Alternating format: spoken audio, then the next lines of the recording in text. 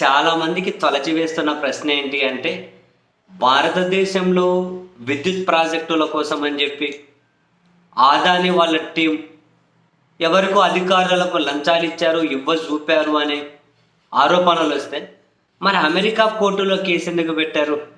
అక్కడెందుకు అభియోగాలు మోపారు?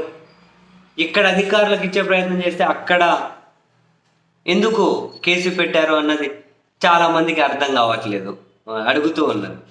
But thing ఏంటి అంటే, వీళ్ళు మోపిన అభియోగాలు ఏంటి అండ్ అమెరికాలో ఉన్న చట్టాలు ఏంటి అంటే, బేసిక్గా ప్రపంచంలో అందరి మీద మనం గ్రిప్ కావాలి, మనం పట్టు కావాలి, ప్రపంచాన్ని మనం శాసించాలి అనే ఆలోచనలు అమెరికాకి ఎప్పటి నుంచో ఉన్నాయి.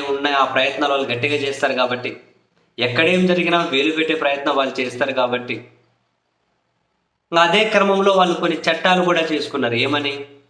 అమెరికా పారిశ్రామికవేత్తలకు, ఇన్వెస్టర్లకు లేదా మార్కెట్లకు ప్రపంచంలో ఎక్కడ ఏ సంబంధం ఉన్నా, ఫర్ ఎగ్జాంపుల్ ఇప్పుడు ఆదాని మీద అభియోగాలు ఏంటి?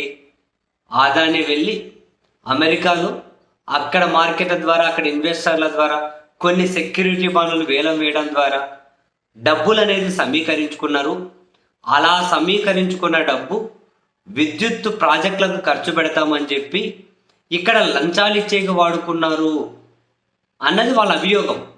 అంటే అమెరికాలో ఇన్వెస్టర్లను, అమెరికాలో మార్కెట్లను, పారిశ్రామికవేత్తలను, మార్కెట్లను, వీళ్ళను వాళ్ళను ఆదాని మిస్లీడ్ చేశారు, మోసం చేశారు అన్నది వాళ్ళు పెట్టిన కేసు.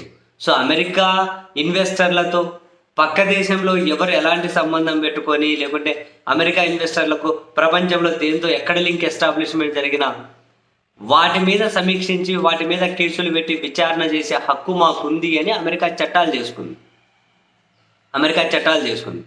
సో ఇప్పుడు ఆదాని అమెరికా మార్కెట్ నుంచి, ఇన్వెస్టర్ నుంచి, సెక్యూరిటీ బాండ్ల నుంచి నిధులు సమీకరించి ఇక్కడ లంచాలు ఇచ్చారు కాబట్టి మా మార్కెట్, మా ఇన్వెస్టర్ల దగ్గర నుంచి కలెక్ట్ చేశారు కాబట్టి మీరు ఆదాని మీద కేసు పెట్టే హక్కు మాకుంటుంది, మా చట్టాలు అలో చేస్తాయి.